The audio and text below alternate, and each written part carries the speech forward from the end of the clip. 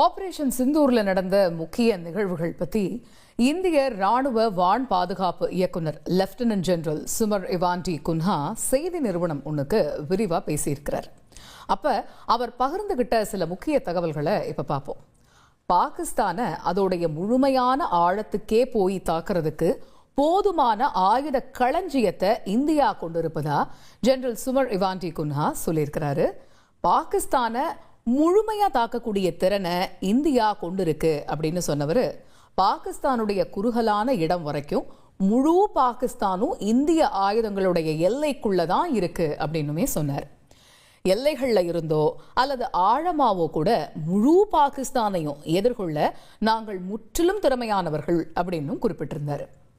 Operation சிந்தூர்ல இந்திய ராணுவம் பாகிஸ்தானுடைய முக்கிய விமானப்படை தளமான நூர்கான்ல தாக்குதல் நடத்துச்சு. இதோடைய தொடர்ச்சியா ராவல்பிண்டியில இருந்து வேறு பகுதிக்கு ராணுவ தலைமையகத்தை மாத்துறதுக்கு பாகிஸ்தான் நடவடிக்கை எடுத்துட்டு வர்றதா செய்திகளும் வெளியாச்சு.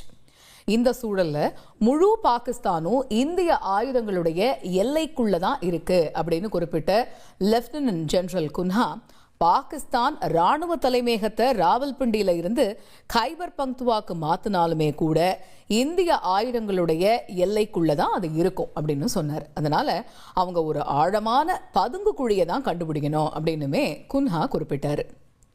ஆபரேஷன் சிந்தூரை தொடர்ந்து ஏற்பட்ட மோதல்ல இந்தியாவை நோக்கி பாகிஸ்தான் 800 1000 ட்ரோன்களை ஏவனதா தெரிவிக்கிற லெப்டினன்ட் ஜெனரல் குன்ஹா, அவை பெரும்பாலும் அழிக்கப்பட்டு விட்டதாகவும் குறிப்பிட்டார்.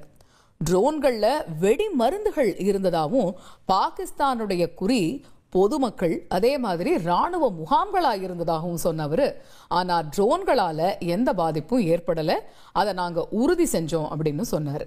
அது மட்டும் இல்லாம சாமானிய மக்களுக்கு எந்த பாதிப்பும் ஏற்படுத்தல அப்படின்னுமே அவர் குறிப்பிட்டார். பஞ்சாப் மாநிலம் அமிர்தசரஸ் பொற்கோவில குறி வச்சு பாகிஸ்தான் ராணுவம் ஏவன ட்ரோன்களை இந்திய ராணுவம் விமானப்படை முறியடிச்சது. இது பத்தியும் லெப்டினன்ட் ஜெனரல் குன்ஹா விரிவாவே பதிலளிச்சார்.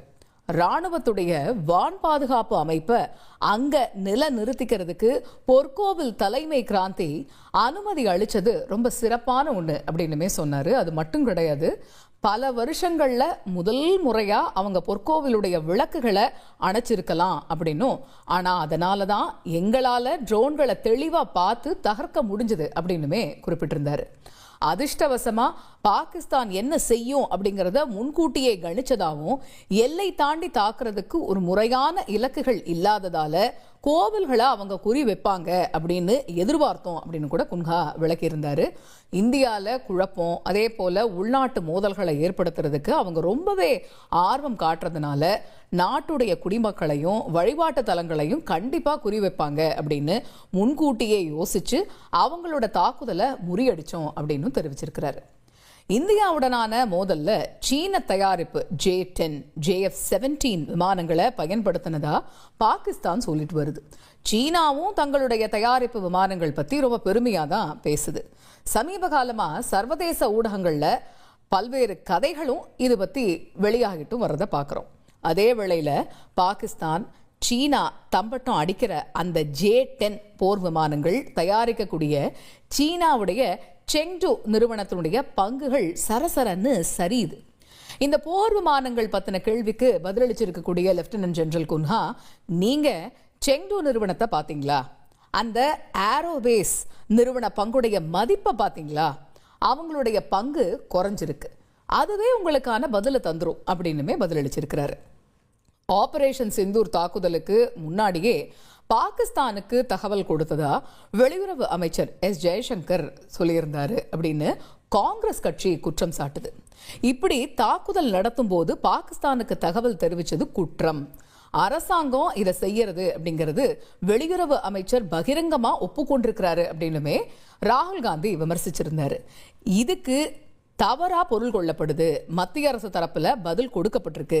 இதை குறிப்பிட்டு எழுப்பின கேள்விக்கு எந்த ஒரு மோதலும் வெற்றி பெறணும் அப்படின்னு சொன்னா சர்ப்ரைஸ் அப்படிங்கிறது தான் முக்கியமான எலிமெண்ட். அதாவது எந்த ஒரு கான்ஃபிளிக்டுமே சர்ப்ரைஸ்ங்கிற ஒரு விஷயம் முக்கியமான ஒரு அம்சத்தை கொண்டது அப்படின்னு சொல்றாரு.